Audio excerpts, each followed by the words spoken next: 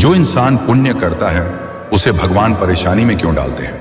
दोस्तों, अक्सर हमारे मन में एक सवाल उठता है। जो इंसान सच्चाई के रास्ते पर चलता है, दूसरों का भला करता है, किसी का बुरा नहीं सोचता, फिर भी उसकी जिंदगी में दुख, कष्ट और परेशानियां क्यों आती हैं? अगर भगवान न्यायप्रिय हैं, तो अच्छे इंसान को ही क्यों बार बार आजमाया जाता है? इसका उत्तर बहुत गहरा है। सबसे पहली बात, परेशानी सजा नहीं, परीक्षा होती है।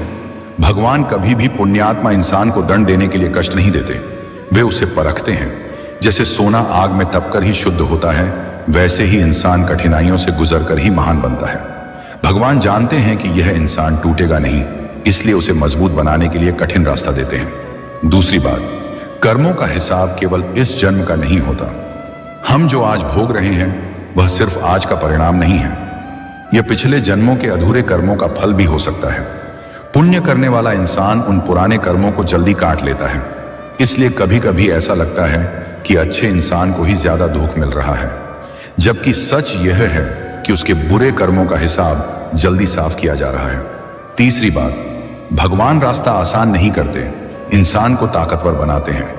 भगवान ये वादा नहीं करते कि तुम्हारी जिंदगी में कभी दुख नहीं आएगा।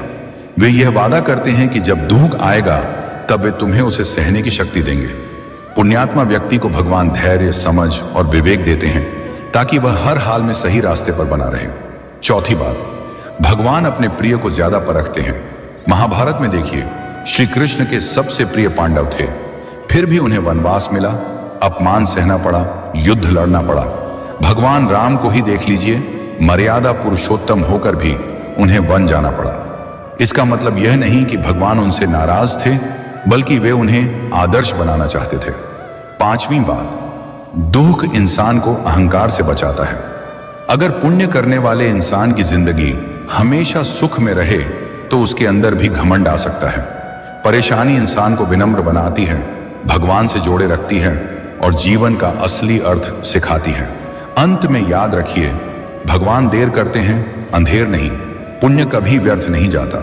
जो इंसान अच्छे कर्म करता है उसका फल उसे जरूर मिलता है, कभी इस रूप में कि उसका दुख कम हो जाता है, कभी इस रूप में कि उसकी आत्मा मजबूत हो जाती है, और कभी इस रूप में कि भगवान खुद उसका सहारा बन जाते हैं। इसलिए अगर आप सही हैं, सच्चे हैं और फिर भी परेशानियों में हैं, तो समझ लीजिए भगवान आपको गिराने नहीं, ऊंचा उठाने की तैयारी कर रहे हैं।